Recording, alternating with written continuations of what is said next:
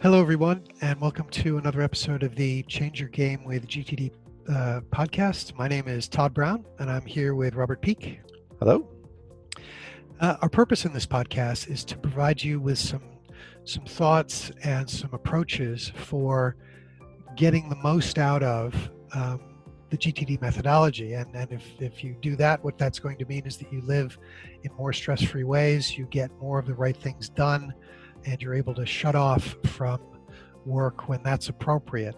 And Robert, as we were talking about what to talk about today, as we always do just before we hit record, we thought that it would be helpful to talk about the in a world that is so full of change at the moment, right? Political, economic, health-wise, there's so much going on, and there are so many layers of change and so many different areas of change for so many people. We thought it might be helpful for us to do a little bit of talking about how GTD can support us in this world where the level, dynamics have been turned up to 11. What are your thoughts? It's just you reflect on the current reality. Is there anything in particular that comes to mind, or anything that you're thinking about your GTD knowledge or practices that are helpful? Yeah, definitely. First of all, bonus points for Spinal Tap reference there. Yeah, I love that. The philosopher Heraclitus said change is the only constant, and I love that he said it in the 5th century BC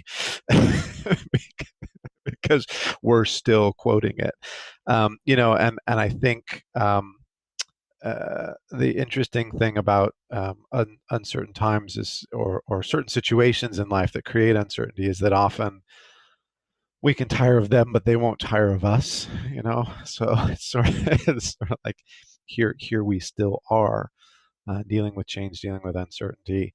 So this, to me, is one of the reasons I think that having good systems is particularly important in managing situations and circumstances that change in ways that we don't expect and go on for longer, frankly, than we would have liked, because just trying to manage it through sheer force of will, through some form of ruminating on it, through some form of just trying to push one's way through it, often doesn't work. Often, what we're in is a situation that involves some level of endurance, basically, right? We got to get through this at the timing and pace that it is to be got through. So as a result, having systems and systematizing the approach to some of these things, I think, and to dealing with change in particular, I think is what lets me, anyway, kind of stick through something for the long haul. So that was my initial thought, is just thank goodness for having systems rather than having to try and force my way through situations that really force isn't going to do it, right? Just willing something back to the way it was is not enough. You've got to really look at, you know what good can I do today? What outcome, how can I affect this outcome today? What's one small next step? The aggregation of those steps kind of is the only way through. So that was my initial thought, is thank goodness for systems in times of heavy change. What about you? Well, as you're talking about it, what's occurring to me is that one of the things that has changed a lot, I think, for many of us, probably most of us, is that we have a less of a sense of control, right? And I think if you rolled back 4 months and did a sort of a pre and post survey, you'd probably find that people today are just so much is so unsure at the moment. So we have this. It's a very natural human desire, I think, to have control in our lives and to have a sense of control, and that's something that is not much on offer in the current moment. I mean, we're sitting here in the UK, where we're starting to come out of lockdown, where the government is making announcements about the pace at which that's happening, and some things are being walked back and some things are being moved forward. And so even just the limitations on what we can do day to day have been changing. So you try to you try to go from there to, hey, I'd really like to have a sense of control of my life. I don't even know, whether I'm going to be able to meet friends for a dinner in the country pub up the road from us here in a few weeks' time. So it's a I'm reminded, over my career, I've spent a fair amount of time in the Middle East, and in conversation in the Middle East, quite often, what will come into conversation is this phrase "inshallah," which translates, as I understand it,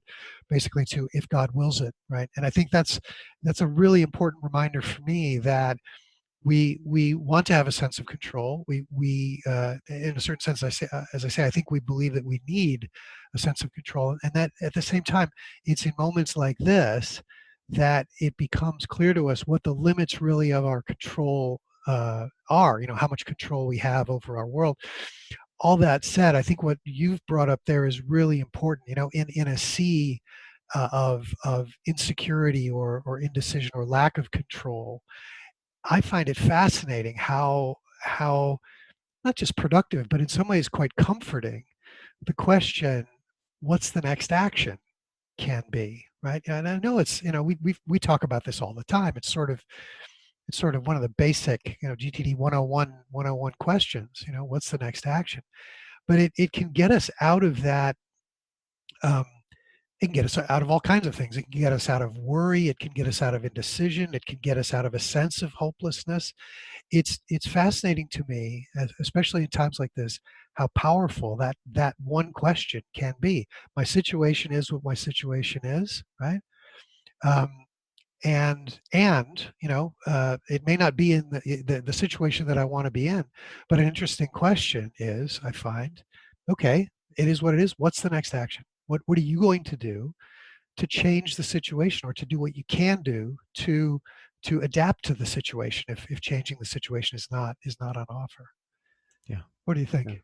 I think that's absolutely powerful because it gets us out of the victim of circumstances position and back in the driver's seat, right? Even that moment of being back in the driver's seat, I think, by realizing there is something to do, something doable, just can be a shift. The world looks a little different, I think, just once you've identified a next action on something that was formerly a real problem and now a project, something for you to do something about. And interestingly, if you go right up the horizons model, the horizons of focus model, so this 6-part model where we think about the different levels at which you think about your work, I think there's a lot of value at the very top as well. The very top level being purpose, and principles or values, right? Those things that you hold dear about how you do what you do. So the big why, your purpose, what gives you a sense of purpose, and what you don't want to sort of transgress in fulfilling that purpose. And those two things, interestingly, in my experience, rarely change. They become clarified a bit more over time. They become a bit more clear and crisp about what that really means to me. But the same kind of idealistic, 20 something, I now have, kind of similar purpose, just maybe more clarity on exactly what that means and what the scope is of that. So, um, an interesting question for me has been, how do I hold true to my sense of purpose in the midst of a circumstance that, is different than I would like it to be, or is less certain than I would like it to be? How do I adapt what I'm doing, how I'm doing it, so that I really feel like I'm holding true to that in relation to new input, new information, new situations, new circumstances. um, and that too can get into some pretty profound sort of Viktor Frankl like territory, right? Where you go, wow, can you really hold to a sense of purpose and higher purpose in all circumstances, including incredibly difficult circumstances? And there's some really inspiring examples of people who've done that. They're the people that we really, or at least I do, really look up to. But from that, then you can start to think from kind of the top down. So you can take this from the bottom up, called, do I have any next action? Can I do anything, about this? And the answer is pretty much always yes. I mean, the ultimate fallback to me is I have some control over my attitude toward it. So that's the last resort part of control for me, is at least I can change my attitude a little bit. Or you can go from top down. You can go like, look, how do I get in touch with and fulfill that sense of higher purpose. How does this change my goals? How does this change my kind of vision for the future, if at all? How does this change the areas of focus that I want to focus on? How does this change some of the projects that I may need to renegotiate so that other ones that I didn't realize were coming into my world that are in my world I can give appropriate attention to, and it trickles down from there to the next action level as well. So I love that the kind of any entry point into that self-reflection model, the six horizons of focus model, can give us an opportunity, to align with what we want to be true for us. So, Yeah, I think, as you were talking about the horizons of focus, and in particular, Horizon 5, purpose and principles, as you say, I was just reflecting on the first time I heard about the model and I sort of got exposed to the ideas. I sort of thought, yeah, interesting, makes sense. I think I'd like to give that a try. And I came up with a draft high level purpose, right? So sat down and said, why do I think I'm on the planet, right? Let's have a draft. And it was embarrassingly bad. It was just really cringing, toe grippingly, cringingly bad. And I would, to your point, what happened over time was that it just became more and more clear, right? As I started to, I suppose, consciously and unconsciously, to think about my purpose, it became clear, and I started to refine and refine and refine. And over time, it's gotten to the point where it actually feels like it is really, um, I would say, the work is all done, but it feels much more congruent with what I believe is going on for me as a person fundamentally. So I suppose that's a little bit of encouragement for those of you who are maybe sitting there thinking, well, life purpose, really? And just get a bad draft down and believe that you'll refine it over time.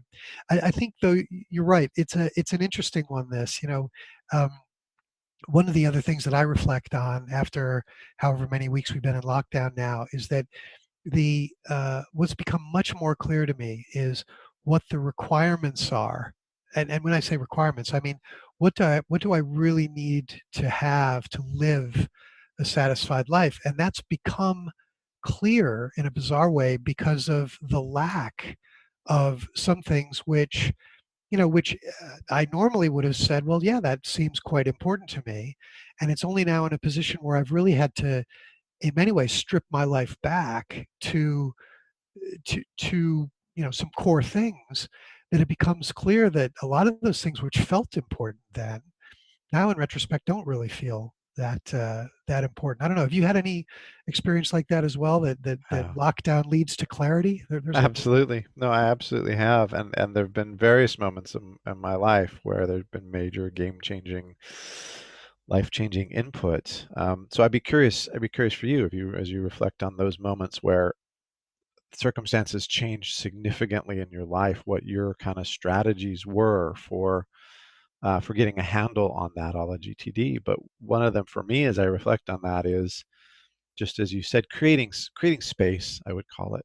I go, wow, something big has happened. I need to create space for dealing with that, if nothing else, for dealing with it kind of psychologically sometimes.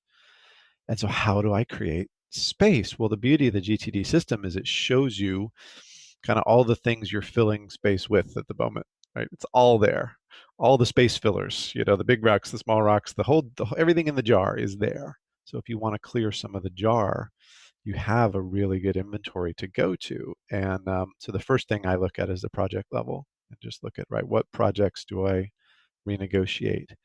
And depending on the circumstances, I may explain a little bit. Hey, here's what happened. Here's what's going on. Family emergency, whatever. And usually, people are pretty understanding about that. When you give them enough information about what has changed and why and whatever, they get it. We all get why the local cafe closed, or whatever, because of lockdown. Um, so communicating well, but with those that you need to renegotiate with, but doing it and getting pretty, if it, as you said, it focuses the mind. Renegotiating at the project level is probably the single biggest kind of go-to create space. And when I talk about space, I'm also mean time, right? Actual time in the calendar. Um, that looking at what I have booked as kind of hard, like a hard landscape, the stuff where you got to be on a Zoom call these days at a particular time.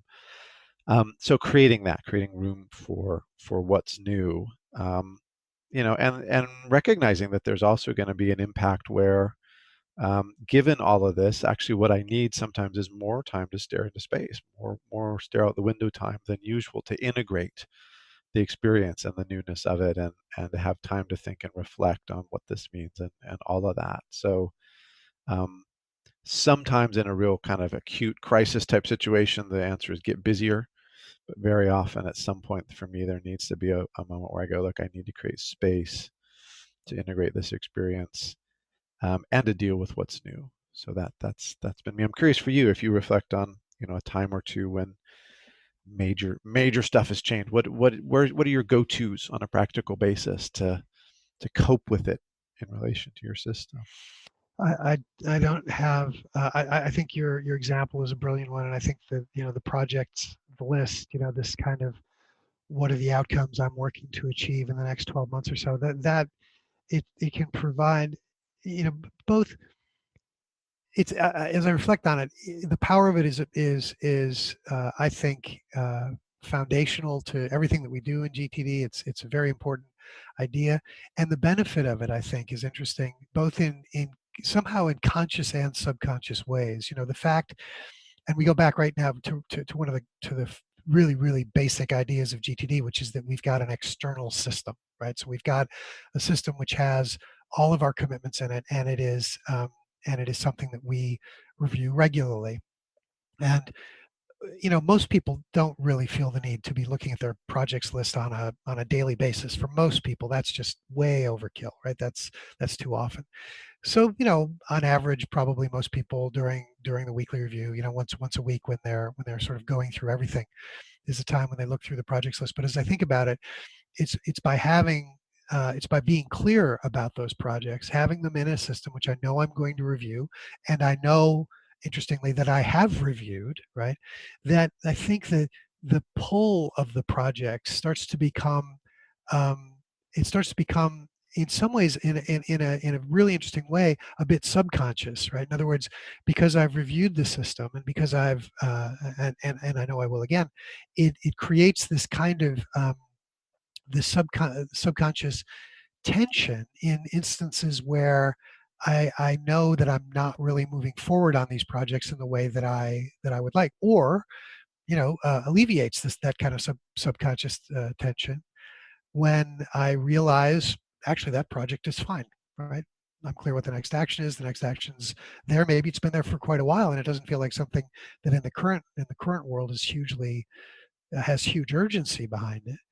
Um, so yeah, I don't want to get too mystical about it, but that occurs to me as well, is the benefit of the projects list and of our regular review of the projects list seems to me to, again, be both conscious and subconscious. Am I in the land of the fairies here? What do you think? No, no, I absolutely agree. It's just about, when you stake down what's real for you and you review that regularly, I think it's a very, well understood and just kind of psychological fact that you're going to start closing that gap. Your brain's going to be orientated that way. This is why I tell people to put in desired and successful outcomes as the project statement, when we work together, and they go, oh yeah, well, and I go, well, no, just make it good, make it look good, make it enticing.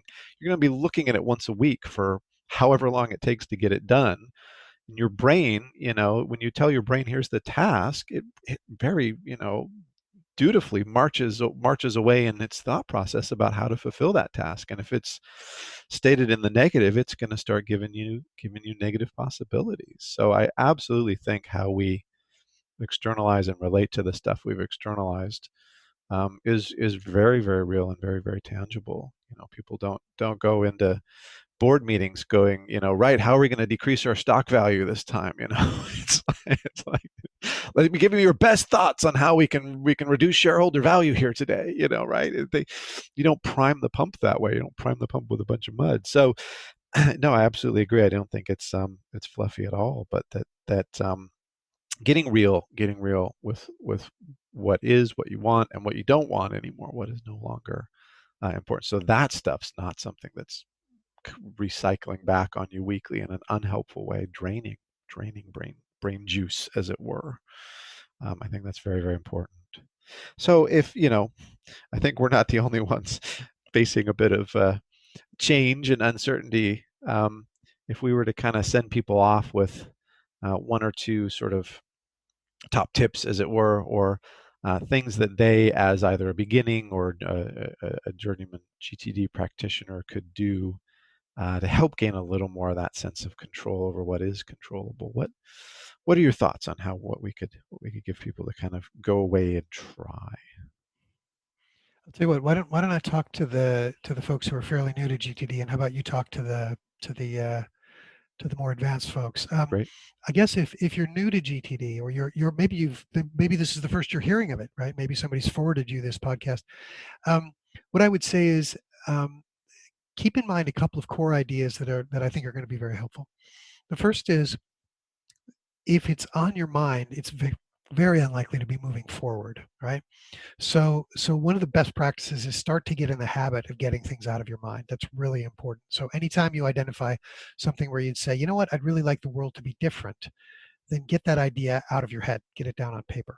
Um, and then the second thing I'd say is, get in the habit of, even if it doesn't have a huge amount of structure, but get in the habit of having an external system which has reminders in it which you refer to on a regular basis. So you already have this, right? You've already got a calendar. You're probably looking at your calendar at least daily on most days. Um, think about expanding that idea, right? So we've been talking a lot about projects today. Put together a list of things which are the more than one step outcomes you want to have done by the end of the year. Okay.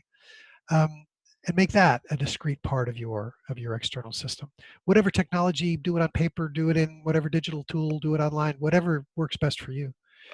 And then get in the habit of next action thinking. So for each one of those outcomes, and for all of those things that you've captured, what's the next action? What's the very next physical, visible thing you need to do to move that forward?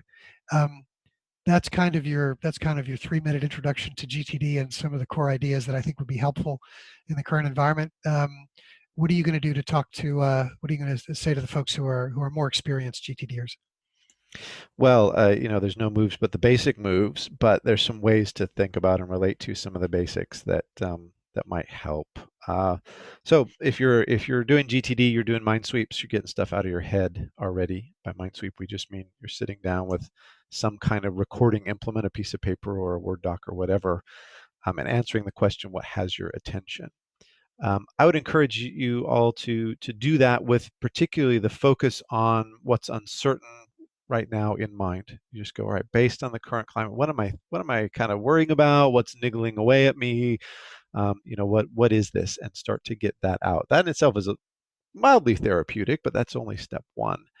Then I would say look at that and run the GTD thought process that you know so well on clarifying your projects and next actions, but have a think in particular with each one of these things that you're so-called worried um, about what is controllable in that situation, what is within your control within that situation.